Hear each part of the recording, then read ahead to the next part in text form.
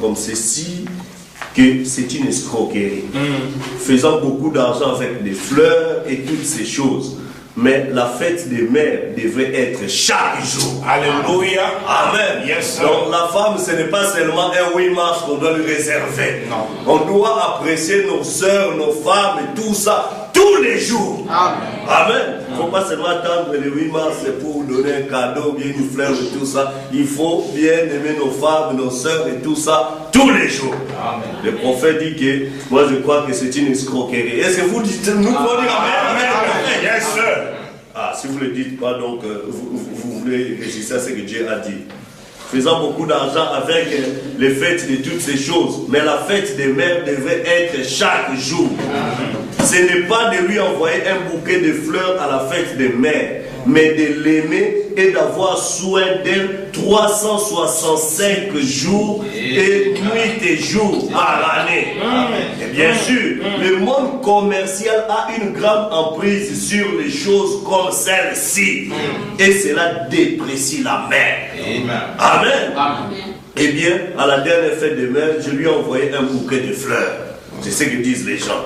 Dans le message, l'invention des États-Unis au paragraphe 9, Frère Branham dit, et maintenant ce matin étant la fête des mères, beaucoup de gens, vous entendrez partout des sermons sur la fête des mères et ils parlent de la mère. Ce qui est merveilleux, je pense. Abandonnons cela pour les restes du service.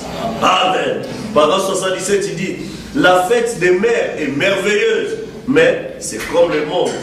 Ils ont commercialisé la chose tout simplement pour vendre des fleurs et ces choses semblables. Oh, c'est un discrédit pour la maman. Amen. Oh, ma maman et ma mère tous les jours de l'année. C'est clair. Oui, monsieur. Pas pour un jour. Non. Je dirais, aimes-tu ta mère? Ainsi de suite. Amen. Amen. Donc, pour dire que ça, il parle par rapport à la fête des mères, mais la mère, c'est aussi une femme. N'est-ce pas? Amen. Donc, je crois que ce qu'il a dit pour la fête des mères est valable aussi pour la fête des femmes. Bien, journée de la femme. Amen. Amen. Nous ne devons pas simplement apprécier nos sœurs seulement au 8 mars. Vous comprenez? Mais nous devons les apprécier tous les jours. Nous devons les soutenir, faire tout ce que nous pouvons faire en tant que chrétiens tous les jours. Il ne faut pas dire, mais comment aujourd'hui c'est la journée de la femme, on n'a pas offert même pas une fleur. Ce n'est pas simplement la fleur qui montre qu'on t'aime toute l'année. Si on te tape toute l'année et le jour, le 8 mars, on vient te tendre la fleur, ça veut dire qu'on t'aime. Non. Vous comprenez? Donc, nous étant chrétiens, nous les sœurs étant des chrétiens, nous devons comprendre que ça c'est une escroquerie, dit les prophètes. Vous dites Amen. Je n'ai pas entendu les sœurs dire Amen. Hein? Ah, je vais entendre un grand Amen de la part des sœurs. Amen. Ah, là, c'est des appels qui rentrent, puis ça se limite quelque part. Là.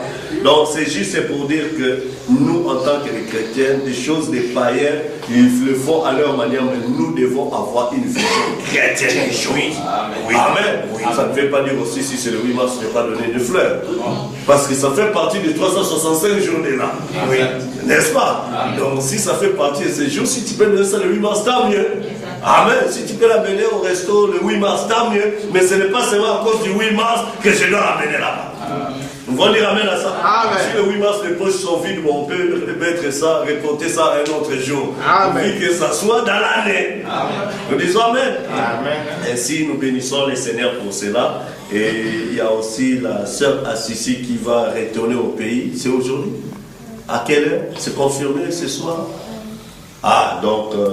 si tout va bien, elle rentre au pays. Bon, elle a fini les études et voilà que le Seigneur a permis à ce qu'elle puisse maintenant s'apprêter à rentrer au pays. Elle est venue ici, elle ne croyait pas les messages, mais le Seigneur savait qu'elle devait croire les messages ici. Amen. Amen. Et par son témoignage, il y a sa grande sœur qui est au pays et dans les messages. Mais depuis ici. Amen. Donc ça montre que c'est un grand témoignage d'avoir donné sa vie au Seigneur, que Dieu la bénisse richement. J'ai appris qu'il y a aussi frère Jérès qui rentre. Ah, voilà, donc avec un décalage de 3 jours. Donc, gloire à Dieu. Donc frère Jérès aussi rentre. Que Dieu les bénisse richement et que Dieu vous accorde les désirs de vos cœurs. Je sais maintenant qu'un jour, une fois sur Brazza, je sais quelle adresse appeler. Amen. Amen. Donc, je suis très content ce que le Seigneur a fait, je crois que c'est une grande joie pour nous. Amen. Amen. Donc sans plus tarder, pour inviter le pasteur Fred pour apporter la parole de Dieu, nous allons chanter. Donc vous savez qu'il est là dans les champs de mission. Si vous avez quelque chose, soutenez-les. L'argent, quoi que ce soit, donnez, ça permet à payer les péages, ça permet à payer les carburants durant son voyage ici, peut-être louer des voitures et tout ça pour le voyage missionnaire. Frère Branham dit, quand vous faites l'œuvre missionnaire, vous êtes dans la volonté parfaite de Dieu. Oui. Amen. Oui. Et celui qui soutient l'œuvre missionnaire est aussi béni de la part du Seigneur. Amen. Je vous ai parlé l'autre fois de ces grands milliardaires du temps des frères Branham, celui-là qui donnait la dîme de 3 millions de dollars américains par an. C'est ce frère John Charitz. C'est quelqu'un qui cassait des caillasses là-bas et tout ça, qui galérait à mort. Sa femme n'enfantait pas pendant 10 ans, c'est 17 ans. Frère Branham a prié pour lui et tout ça. Mais pendant tous ces temps, ces frères-là étaient en train de soutenir la cause et tout ça. Et quand Dieu l'a béni, je vous ai lu des citations, comment Dieu l'a béni d'une manière surnaturelle après la prière du prophète. Ces gars-là, c'est lui qui distribuait des papiers d'évangélisation, des campagnes des frères Branham et tout ça. Donc je crois qu'ici aussi il y a des John Charitz. Amen. Amen. Il y a des John Charitz qui sont encore au niveau des caillasses en train de casser, ils sont en train de souffrir. Après, ils vont changer d'état. Amen. Après, ils vont vivre dans des conteneurs là et tout ça, mais après, Dieu va l'envoyer quelque part pour être béni. Et je crois qu'il y a une bénédiction qui est en train de planer déjà. Est-ce que vous le croyez? Croyez, ne cherchez pas à voir, mais croyez cela. Heureux celui qui croit sans savoir vu. Et je crois que c'est que le pasteur nous a dit, il va encore déverser notre bénédiction. Amen. Alors que nous nous levons pour pouvoir chanter. Jésus a une table où les saints des dieux sont nourris. Amen. Il invite son peuple, lui vient dîner. Jésus a une table où les saints de Dieu sont nourris. Et avec son peuple, lui vient dîner. Il nourrit avec sa main.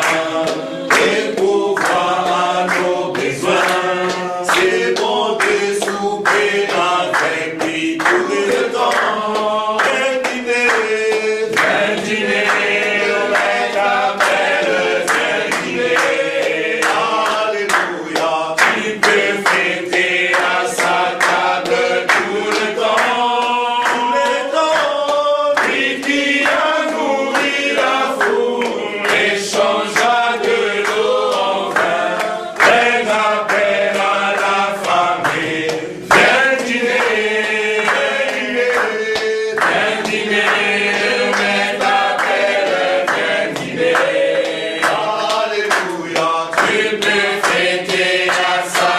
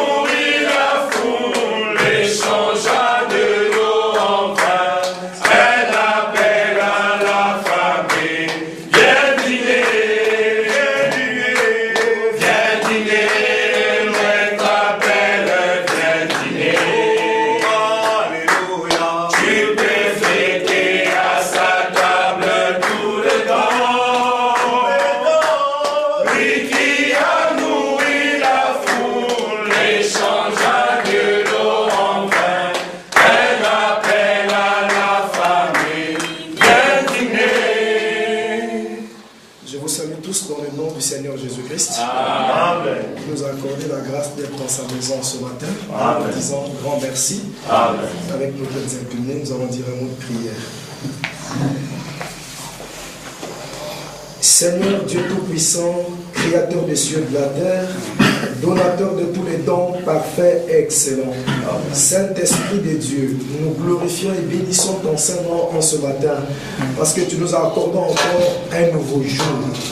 Dieu Tout-Puissant, quand nous pensons à ce jour, dimanche matin, où tu étais sorti de la tombe puissant vainqueur, ça nous dit beaucoup de choses, Seigneur. En ce matin encore de dimanche, nous croyons que tu es encore sorti de la tombe.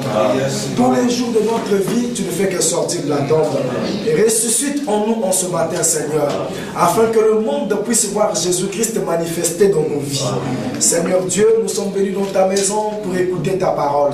Laisse que l'onction prophétique de Malachie 4 puisse descendre ici en ce matin, afin de nous joindre, Seigneur, et que cette onction, oh Dieu, puisse aller d'aigle en aigle, afin de produire la vie.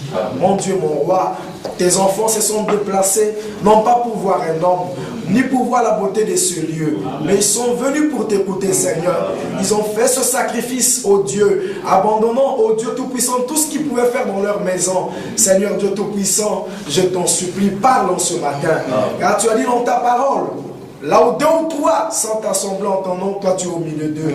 Et tu as dit encore, Seigneur, là où sera le corps, là s'assembleront les aigles. Et je crois que le corps du Fils de l'homme est ici en ce matin. Voilà pourquoi les aigles se sont rassemblés pour manger la viande fraîche, le corps du Fils de l'homme, le corps qui saigne, la nourriture des aigles. Donne-nous cela, Seigneur, afin que nos cœurs, ô Dieu Tout-Puissant, soient satisfaits en ce matin. Nous croyons, Seigneur Dieu Tout-Puissant, que tu vas nous charger, car nous sommes venus fatigués. Nous sommes venus, Seigneur de Tout-Puissant. On a perdu toute la force qu'on avait. Laisse que la parole puisse renouveler nos forces ce matin. Laisse que la parole, oh Dieu, puisse nous donner tout ce qui est nécessaire pour la marche. Béni sois-tu à jamais. Bénis la lecture de ta parole, Seigneur, Dieu Tout-Puissant. Nous allons lire ta parole. Mais tout homme qui est à l'école peut lire, Seigneur. Quant à l'interprétation, le Saint-Esprit l'a donné au prophète. Et nous croyons, Seigneur, si nous pouvons répéter le prophète en ce matin, chacun de nous, ô Dieu, recevra la vie éternelle. La vie éternelle, c'est recevoir celui que tu as envoyé. Et nous voulons recevoir en ce matin celui que tu as envoyé. Bénis-nous, Seigneur. Dieu Tout-Puissant, tu connais, oh Dieu, c'est que chacun de nous traverse dans sa vie. Dieu bien-aimé, descends en ce matin. Donne la réponse à toute question, Seigneur. Guéris toute maladie en ce matin. Fortifie-nous en toutes choses. Nous nous recommandons à toi et nous croyons que tu béniras Israël, ton peuple. Tu béniras la progéniture du prophète. Sois loué à jamais dans le nom de celui qui vit à jamais au siècle des siècles. Le nom de celui qui est Dieu, Seigneur et Sauveur, Jésus-Christ. J'ai ainsi prié. Amen. Amen.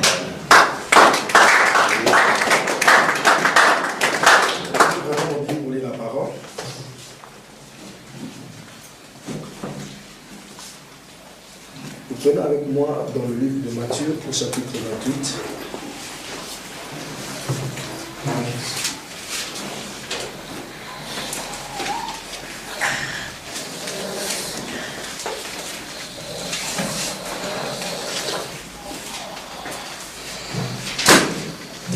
Matthieu 27, pardon. Matthieu 27, nous commençons à lire à partir du premier verset. Dès que le matin fut venu, tous les principaux sacrificateurs et les anciens du peuple tinrent conseil contre Jésus pour le faire mourir. Après l'avoir lié, ils l'emmenèrent et le livrèrent à Ponce Pilate, le gouverneur. Alors Judas, qui l'avait livré, voyant qu'il était condamné, se repentit et rapporta les 30 pièces d'argent aux principaux sacrificateurs et aux anciens, en disant « J'ai péché en livrant le sang innocent. » Ils répondirent « Que nous importe, cela te regarde. » Nous prenons le chapitre 28, Matthieu 28. Après le sabbat, à l'aube du premier jour de la semaine, Marie de Magdala et l'autre Marie allèrent voir le sépulcre. Et voici, il y eut un grand tremblement de terre, car un ange du Seigneur descendu du ciel vint rouler la pierre et s'assit dessus. Son aspect était comme l'éclair et son vêtement blanc comme la neige. Les gardes tremblèrent de peur et devinrent comme morts. Mais l'ange prit la parole et dit aux femmes, pour vous, ne craignez pas, car je sais que vous cherchez Jésus qui a été crucifié. Il n'est point ici, il est ressuscité, comme il l'avait dit. Venez, voyez le lieu où il était couché. Et allez promptement dire à ses disciples qu'il est ressuscité des morts. Et voici, il vous précède en Galilée. C'est là que vous le verrez. Voici, je vous l'ai dit. Elles s'éloignèrent promptement du sépulcre avec crainte et avec une grande joie. Et elles coururent porter la nouvelle aux disciples. Et voici, Jésus vint à leur rencontre et dit, je vous salue. Elles s'approchèrent pour saisir ses pieds. Et elles se prosternèrent devant lui. Alors Jésus leur dit, ne craignez pas. Allez dire à mes frères de se rendre en Galilée. C'est là qu'ils me verront. Pendant qu'elles étaient en chemin, quelques hommes de la garde entrèrent dans la ville et annoncèrent aux principaux sacrificateurs tout ce qui était arrivé. Ceux-ci, après s'être assemblés avec les anciens et avoir tenu conseil, donnèrent aux soldats une forte somme d'argent, en disant, dites, ces disciples sont venus de nuit le dérober pendant que nous dormions. Et si le gouverneur l'apprend, nous l'apaiserons et nous vous tirerons de peine. Les soldats prirent l'argent et suivirent les instructions qui leur furent données. Et ce bruit s'est répandu parmi les Juifs jusqu'à ce jour. Les 11 disciples allèrent en Galilée sur la montagne que Jésus leur avait désignée. Quand ils le virent, ils se prosternèrent devant lui, mais quelques-uns eurent des doutes. Jésus s'étant approché leur parla ainsi. Tout pouvoir m'a été donné dans le ciel et sur la terre. Allez, faites de toutes les nations des disciples, les baptisons au nom du Père, du Fils et du Saint-Esprit, et enseignez-leur à observer tout ce que je vous ai prescrit. Et voici, je suis avec vous tous les jours jusqu'à la fin du monde. Que le Seigneur notre Dieu bénisse la lecture de sa parole. Vous pouvez vous asseoir.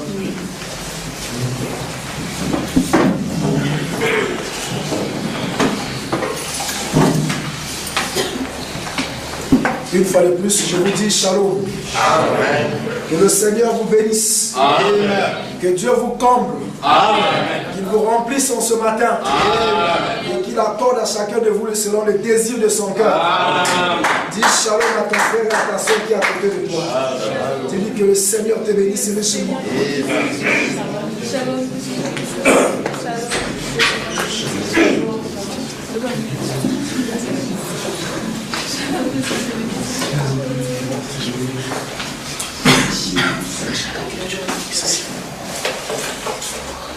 Nous sommes très heureux d'être encore dans sa maison ce matin. Amen. Car la Bible dit qu'il est doux et agréable pour des frères, pour des bien-aimés de demeurer ensemble. C'est comme l'huile qui descend sur la tête, sur la barbe et sur les pans des vêtements d'Aaron. Et c'est comme la rosée du monde énervant. C'est là que l'Éternel déverse ses bénédictions pour toujours et à perpétuité. Et nous croyons que nous sommes les pans des vêtements d'Aaron. Est-ce que vous le croyez? Car quand l'onction était descendue sur la tête, nous n'étions pas encore là. C'était dans l'Ancien Testament. Et l'onction devait descendre sur la barbe. Amen. Et jusqu'au pont des vêtements d'Aaron, c'est-à-dire au temps de la fin. L'onction devait continuer à couler. Et je crois qu'en ce matin, la même onction continue encore à couler. Car Frère Branham dit la parole doit aller d'aigle en aigle. Amen. Nous voulons recevoir cela en ce matin. Et le temps est tellement passé. Je me sens un peu fatigué avec tout ce que nous avons fait hier. Nous étions à Marrakech, comme le pasteur a su l'annoncer, pour apporter la bonne nouvelle.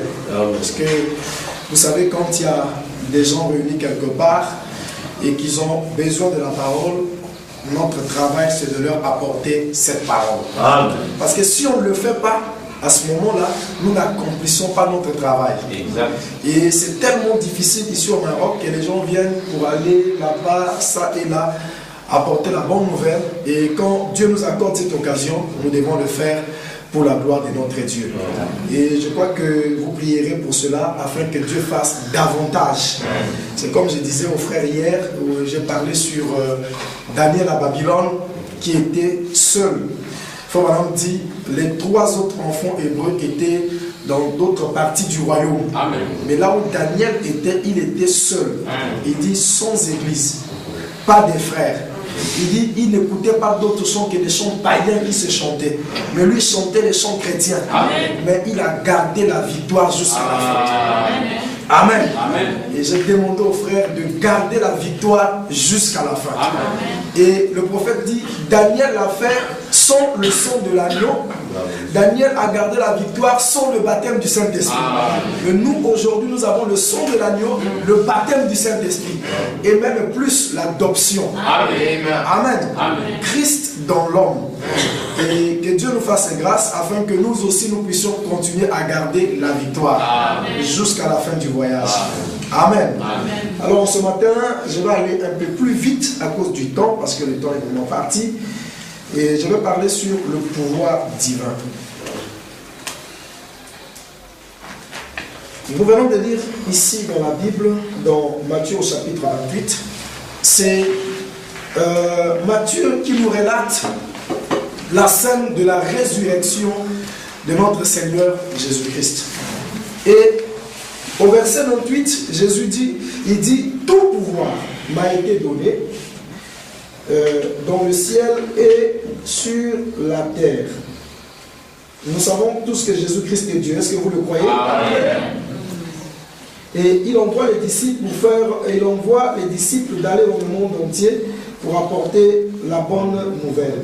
Mais c'est le verset 18, Jésus dit, Jésus s'étant approché leur parla ainsi, tout pouvoir m'a été donné dans le ciel et sur la terre.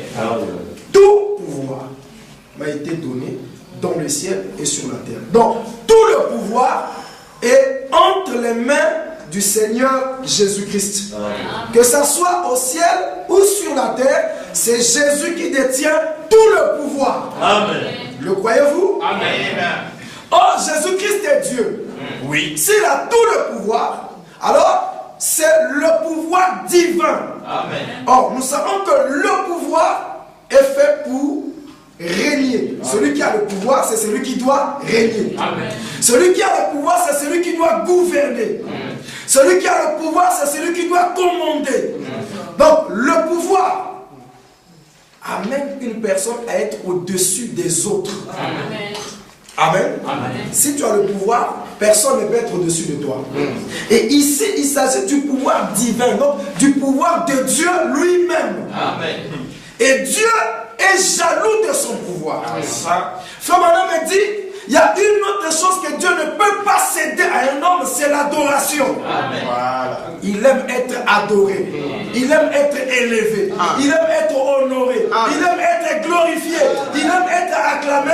Il aime que nous puissions l'élever et prier en son sein. Est-ce que vous le croyez? Donc, Dieu ne peut pas partager cette adoration avec un homme.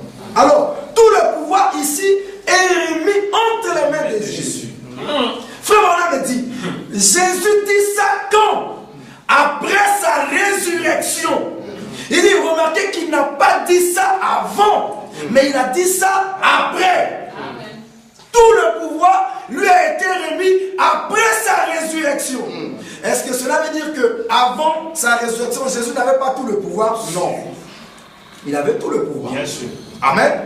Il avait le pouvoir. Mais ici, il s'agit de quelque chose de très spécial. Amen. Que le Seigneur veut nous enseigner. Amen. Amen. Frère Manan me dit, dans la prédication, c'est le lever du soleil, au paragraphe 51, il dit ceci, on va lire. Aimez-vous le prophète? Amen. La trinité du diable, la mort, le séjour de mort et la tombe. Oui. En effet, Satan est l'auteur de la mort. Oui. Il est le possesseur du séjour des morts et aussi de la tombe. C'était là la trinité de Satan. Et une seule chose en était la cause. C'était la mort. La mort vous envoie dans la tombe. Et en étant un pécheur, vous allez au séjour des morts. Tout cela, c'était une seule chose. La trinité de Satan, c'est-à-dire la mort. C'est ce qui avait retenu l'homme captif pendant toutes ces années. Et quand on parle de la trinité de Satan ici, vous pouvez relier ça avec l'esprit des grenouilles. Vous pouvez relier ça avec ce que l'Apocalypse dit. Le premier, le deuxième et le troisième saut. Mais maintenant, la véritable trinité de Dieu, qui est un seul, manifesté en Christ, celui qui était la vie et qui avait brisé les sceaux et vaincu l'ennemi et qui était ressuscité, le seul Dieu vivant et vrai. Je suis celui qui était mort. et je suis vivant au siècle des siècles. Je tiens les clés de la mort et du séjour des morts. Dieu, un seul, s'est fait homme. Amen. Et il a habité parmi nous. Amen. Et il a vaincu tous les ennemis. Amen. La preuve avait alors été faite que la trinité de Satan avait été vaincue. Yes. Et que la trinité de Dieu avait été divulguée. Parce que Dieu seul, lui seul avait le pouvoir de ramener à la vie. Il était cet Emmanuel. Dieu avait été manifesté en chair. Ce n'est pas étonnant qu'il ait pu déclarer là dans Matthieu chapitre 27, tout pouvoir dans le ciel et sur la terre avait été remis entre mes mains. Je vous envoie pour que vous soyez mes témoins par tout le monde. Il avait vaincu à la fois la mort, le séjour des morts et la tombe. Non seulement il a accompli cela, et il est ressorti vainqueur avec tout pouvoir dans les cieux et sur la terre. Tout ce qui était le Père, tout ce qui était le Saint-Esprit, et tout ce qui avait jamais eu, s'est trouvé en lui. Amen. Tout pouvoir dans le ciel et sur la terre m'a été donné. Tout le reste n'a aucun pouvoir. Amen. Il l'avait vaincu. Amen. Est-ce que les aigles peuvent dire amen à ça? Amen. Bon, et alors, non seulement cela, mais il a envoyé un message à ses disciples. Ceux qui croyaient en lui ne craignaient point, car je suis celui qui était mort, et je suis de nouveau vivant au siècle des siècles. Je tiens les clés de la mort et du séjour des morts. J'ai déjà vaincu cela. Amen. Ne craignez plus rien. Car chaque sémence de Dieu désignée d'avance, prédestinée, prendra vie. Quand cette lumière se répandra sur la surface de la terre. Amen. Ce glorieux évangile, dans chaque âge, elle produira la récolte que Dieu l'a destinée à produire. Amen. Il était ressuscité des morts. Yes. Amen. Amen. Frère Branham me dit, pourquoi Jésus, après sa résurrection, dit tout pouvoir m'a été donné? C'est parce que quand Jésus est né, il avait des choses à vaincre. Amen. Jésus est Dieu, mais Dieu dans la chair humaine. Amen. Et Dieu étant dans la chair humaine, devait vivre les mêmes choses que l'homme. Il devait affronter les mêmes difficultés que l'homme. Frère Branham dit, Jésus étant dans sa chair, ou Dieu dans la chair, appelé Jésus, devait vivre toutes les tentations que l'homme a vécues sur la terre. Parce que là, il était un homme. Oui. Le croyez-vous? La bataille devait commencer pour Jésus. Il devait commencer à vaincre. Chaque fois qu'il y avait une épreuve, chaque fois qu'il y avait une tentation, Jésus devait vaincre. Amen. Ça a commencé à la montagne avec le diable qui lui a dit, adore-moi, je te donne tout ça. Je te donne tout. Le diable voulait amener Jésus à faire des compromis avec la parole. Or, il ne savait pas que Jésus était lui-même la parole. Jésus a dit, arrière de moi Satan. Parce qu'il savait qu'il devait recevoir cela en versant son sang à la croix de Golgotha. Amen. Il n'a pas accepté l'offre de Satan. Et aujourd'hui, il n'acceptait jamais l'offre de Satan. Amen. Quand Satan te donne ici, il récupère de l'autre côté. Amen. De toutes les façons, le monde n'a pas été créé par le diable. Amen. Et il n'a pas le privilège ou l'autorité de donner la terre à une autre personne. Amen. Il n'y a que le créateur de la terre qui a le droit de donner la terre à quelqu'un d'autre. Parce que c'est lui le créateur et c'est lui qui a ce privilège-là. Le croyez-vous? Et Jésus commençait à vaincre. Chaque fois qu'il marchait sur la terre, qu'il rencontrait une difficulté, une situation devant lui, il devait vaincre. Nous savons qu'il a vaincu la maladie. Amen. Aucun démon de maladie n'a résisté devant Jésus. Amen. Le croyez-vous? On va peut-être dire, mais il y a des malades qui n'ont pas guéri. Frère Branham me dit, ça c'était la volonté de Dieu. Amen. Parce qu'avant que Jésus ne fasse quelque chose, il devait d'abord avoir une vision. Voilà pourquoi quand